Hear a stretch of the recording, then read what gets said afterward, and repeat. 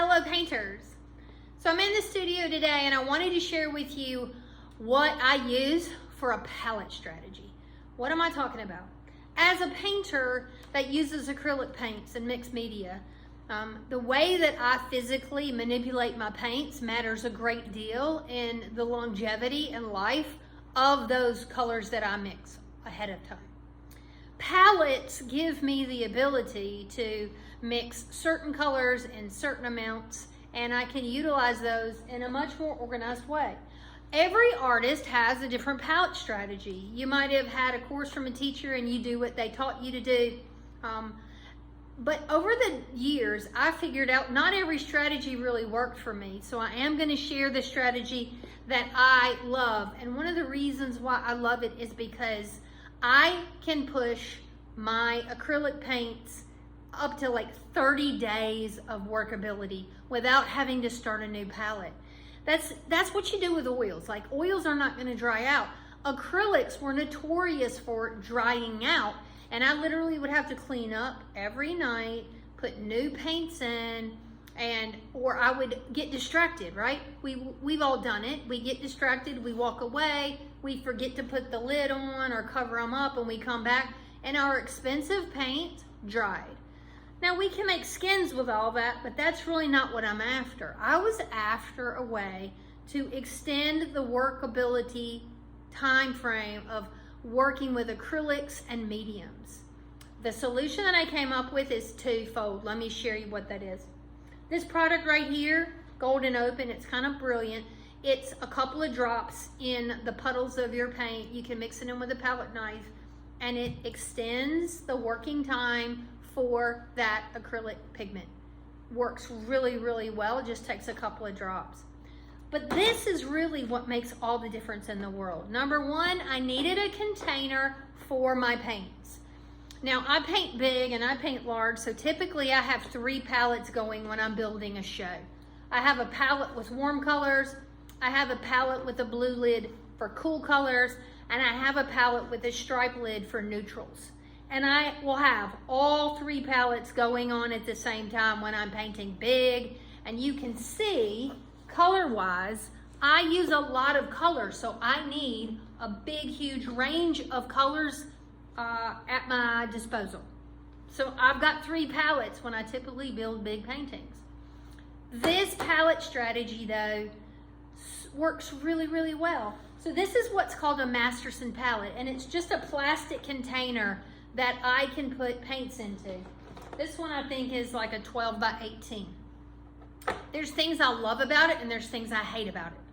I'm sorry, Masterson, I don't get a kickback. I'm just being honest and keeping things real. What I love about it is that I can contain the paints in this surface. Now, I use Gray Matters paper, so I work on top of gray. It does come with a yellow sponge. I hated the yellow sponge, hated it because it molded. It would mold, literally grow mold in my palette. Chunk the sponge, use it in the kitchen. And I use Gray Matters paper. I have plexiglass underneath that I cut to size for a good surface.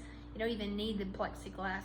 But if you need a little bit more hydration, sometimes I would put 2 paper towels that were damp underneath my Gray Matters paper. Put my Gray Matters paper on top, and then I would build the colors in my palette on top of my Gray Matters.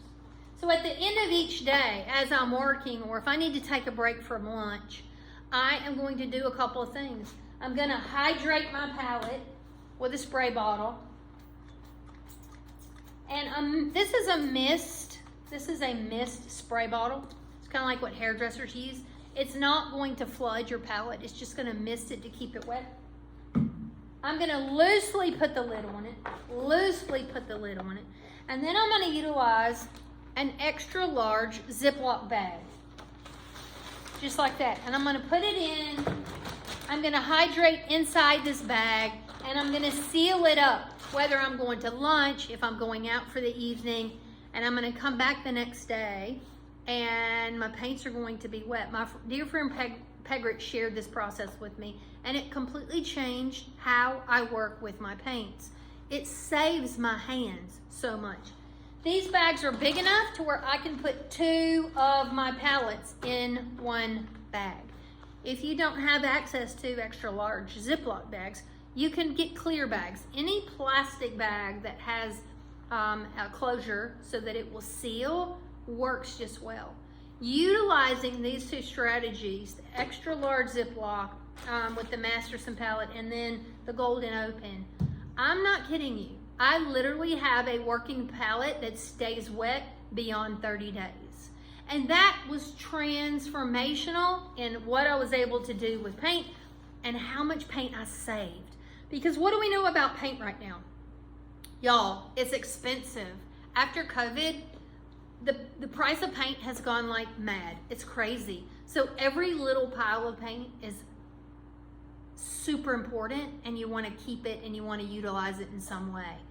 So if you're one of those painters who is desperate for a palette strategy that gives you the ability to mix tints, tones, and shades in larger amounts and not lose them at the end of the day when you have to clean up and go home from the studio, or you just forget, palette strategy is all the rage in my world. And in the land of Ardithian, extra large Ziploc bags, they help me solve it. I have links to all this on Amazon shop if you're interested in grabbing some and trying it out.